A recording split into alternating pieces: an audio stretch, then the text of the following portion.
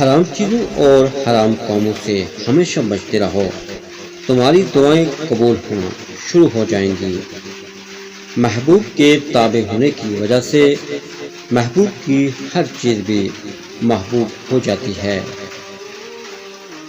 حکومت اور عورت کی محبت حد سے زیادہ مشکل ہے۔ جو کچھ تمہیں نظر آ رہا ہے اس میں کچھ باقی نہ رہے گا، مال یا اولاد سب فنا ہو جائے گا، البتہ اللہ کی ذات بقا و دوام حاصل ہے۔ سورہ یاسین 3 مرتبہ 11 روز تک پڑھیں اور پھر اللہ سے دعا کریں، جہاں آپ چاہتے ہیں شادی وہاں ہو جائے گی۔ ہوس، زر، لذت وجود چھوڑ دی جائے تو زندگی بہت آسان ہو جاتی ہے۔